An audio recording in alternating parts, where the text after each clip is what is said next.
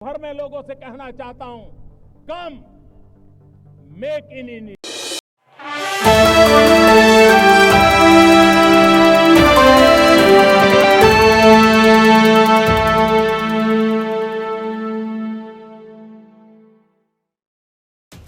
पश्चिम बंगाल की मुख्यमंत्री ममता बनर्जी ने सीमा सुरक्षा बल यानी कि बीएसएफ पर बड़ा आरोप लगाया। ममता बनर्जी ने कहा कि पश्चिम बंगाल को अस्थिर करने की साजिश हो रही है। बांग्लादेश सीमा की रक्षा करने वाले बीएसएफ विभिन्न क्षेत्रों से बंगाल में घुसपैठ की अनुमति दे रही है। बांग्लादेशी आतंकी बंगाल में आ रहे हैं, ये केंद्र की नापाक योजना है।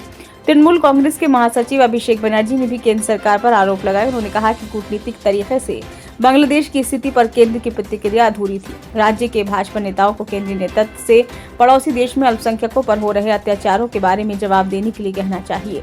बनर्जी ने कहा कि राज्य के भाजपा नेता जो हर मामले में तृणमूल कांग्रेस सरकार की गलती ढूंढते हैं और विरोध प्रदर्शन करते हैं, वे बांग्लादेश में हिंदू और अन्य समुदायों पर जारी अत्याचारों के बारे में केंद्र सरकार की अधूरी प्रतिक्रिया के बारे में बात नहीं कर रहे हैं। टीएमसी और राज्य सरकार बांग्लादेश की स्थिति पर केंद्र के फैसले और प्रतिक्रिया का पालन करेगी।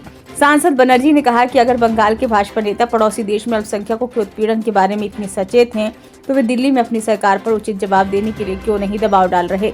उन्होंने लोगों से राज्य में शांति और सद्भाव बनाए रखने का तथा उन लोगों पर ध्यान नहीं देने का आह्वान किया जो बांग्लादेश का हवाला देकर हिंसा में लिप्त होने और कानून व्यवस्था को बाधित करने की कोशिश कर रहे हैं। पश्चिम बंगाल के मालदा जिले में गुरुवार सुबह तृणमूल कांग्रेस के पार्षद दुलार सरकार की गोली मारकर हत्या कर दी गई। पुलिस ने बताया कि टीएमसी पार्षद सरकार को झलझालिया मोड़ इलाके में बाइक सवार हमलावरों ने गोली मारी। हमले के बाद उनको नजदीकी अस्पताल ले जाया गया, जहां उन्होंने दम तोड़ दिया। मामले की जांच की जा रही है। पार्षद की हत्या पर मुख्यमंत्री ममता बनर्जी ने दुख जताया है। सीएम ने एक्स पर पोस्ट में लिखा कि मेरे करीबी सहयोगी और बेहद लोकप्रिय नेता बबला सरकार की हत्या कर दी गई। तृणमूल कांग्रेस की शुरुआत से ही उन्होंने और उनकी पत्नी चैताली सरकार ने पार्टी के लिए कड़ी मेहनत की और बबला पार्षद भी चुने गए। घटना के बारे में जानकर मैं दुखी और स्तब्ध हूँ।